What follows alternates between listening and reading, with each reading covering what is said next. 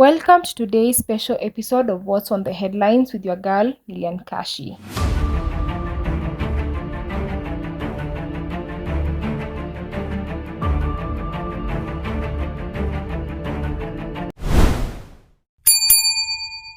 Tonight, we take a closer look at Betrayed in Death, a hard-hitting headline by The Standard that has reignited debate over the state of the Orange Democratic Movement following the death of its long-term leader, Raila Odinga.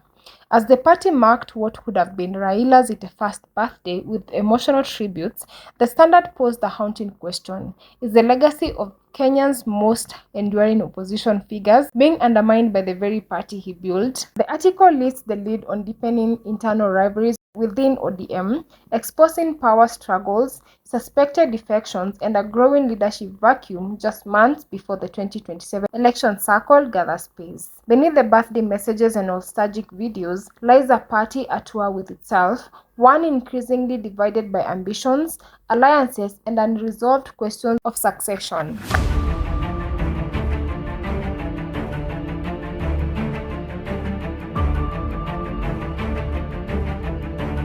As Orange Democratic Movement leaders posted flowery tributes and nostalgic videos to mark what would have been Raila Odinga's 81st birthday, the party he built is openly fracturing. Its leaders split over alliances, suspected defections, and a bitter fight over who speaks for Baba's legacy. The contrast between public homage and private sabotage was stark.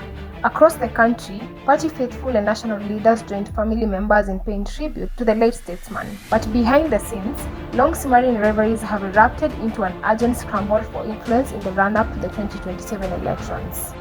The party's deputy leader, Vihiga Senator Godfrey Atotsi, issued a sharp warning this week that the ruling United Democratic Alliance is attempting to co-opt ODM's grassroots structures in Western Kenya, inviting county officials and legislators to UDA strategy meeting, and he said setting up regional caucuses composed of ODM members.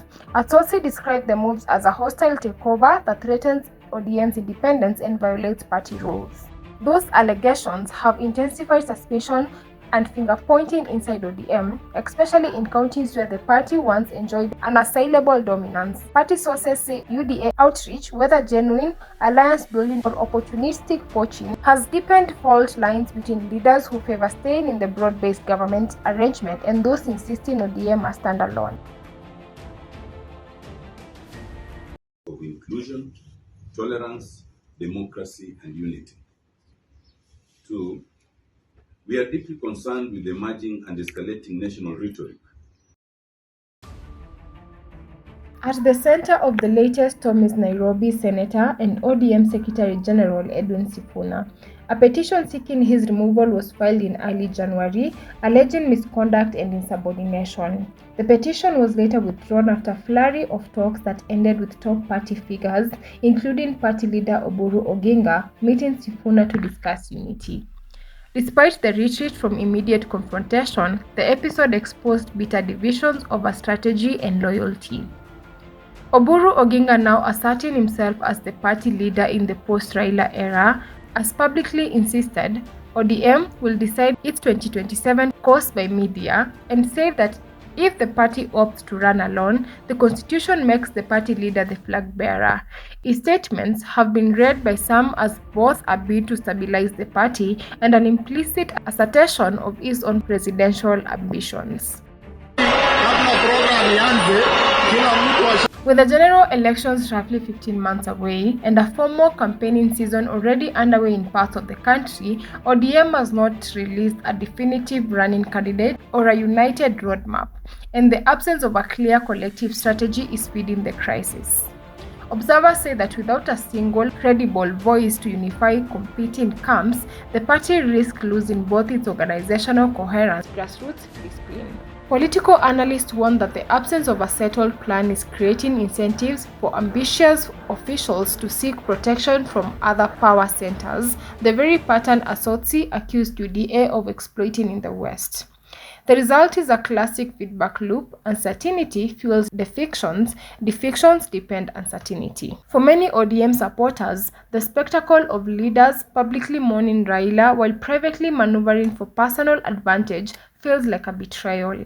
Headlines such as "Betrayed in Death" capture a sentiment shared across social media and political columns that the ideals and discipline Raila cultivated are being consumed by short-term greed and factional calculations. But other voices caution against portraying the crisis as purely moral failure. They point to structural factors, the vacuum left by Raila's passing, competing regional interests, and the lure of 2027 power and patronage that make the unfolding turmoil predictable, if not inevitable.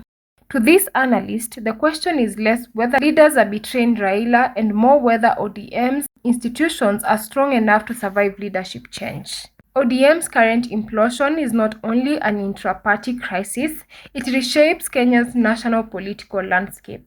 A weakened ODM could tilt bargaining power toward the ruling coalition, redraw regional alliances, and change who competes for the presidency. For a party whose identity was bound to one figure for decades, the test now is institutional survival. Whether ODM can turn grief and division into a disciplined renewal, or whether ambitions and external inducements will hollow out the movement Raila built.